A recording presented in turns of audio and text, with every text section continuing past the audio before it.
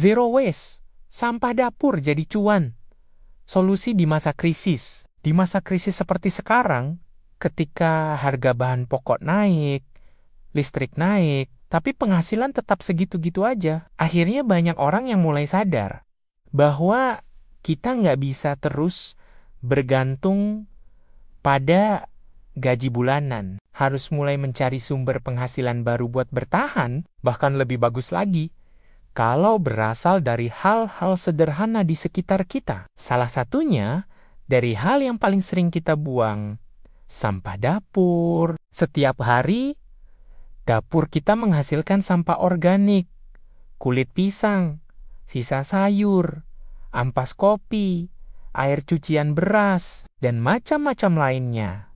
Dan macam-macam lainnya biasanya kita anggap kotor dan nggak berguna. Tapi, di tangan orang yang kreatif, semua itu bisa jadi sumber penghasilan. Inilah konsep zero waste economy, yaitu gaya hidup tanpa sampah, yang bukan cuma ramah lingkungan, tapi juga bisa menghasilkan uang. Contohnya begini, dari kulit buah dan sisa sayur, kamu bisa bikin kompos padat atau pupuk cair organik. Modalnya hampir nol, tapi hasilnya bisa dijual ke komunitas hobi tanam ke petani kota atau bahkan online di marketplace. 1 liter pupuk cair organik bisa dijual mulai dari Rp10.000 sampai Rp20.000, tergantung kemasan dan kualitas.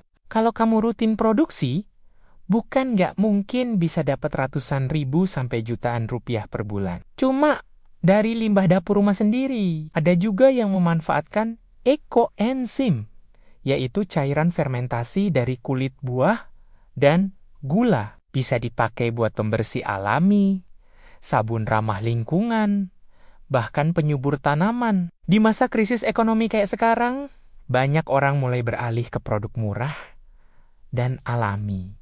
Nah, ini peluang. Kamu bisa jual produk buatan sendiri dengan label eco-friendly dan buatan rumahan. Bukan cuma bantu dompetmu sendiri, tapi juga bantu bumi biar lebih bersih. Sebagian besar orang berpikir, untuk mulai usaha butuh modal yang besar. Padahal, di tengah krisis seperti sekarang, justru yang laku adalah ide-ide kreatif dan hemat modal. Kamu bisa mulai dari dapur sendiri, pakai ember bekas, botol plastik, dan waktu luang di sore hari. Posting hasilnya di media sosial. Tunjukkan proses dan manfaatnya. Orang suka lihat hal nyata.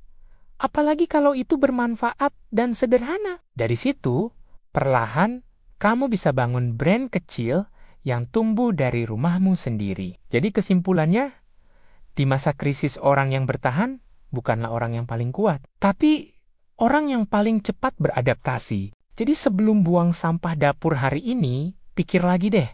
Dan bisa jadi, itu bukan sampah semata, tapi calon sumber cuan. Yuk, mulai dari yang kecil, lakukan secara konsisten, dan nikmati hasilnya. Karena dari dapur sederhana rumahmu, mungkin masa depanmu bisa lebih berkembang dan berbuah manis. Serta jangan lupa untuk like dan subscribe, juga share sebanyak-banyaknya. Sehingga semakin banyak orang yang paham serta sadar tentang zero waste ini. Sampai jumpa di video-video berikutnya. Salam sukses selalu.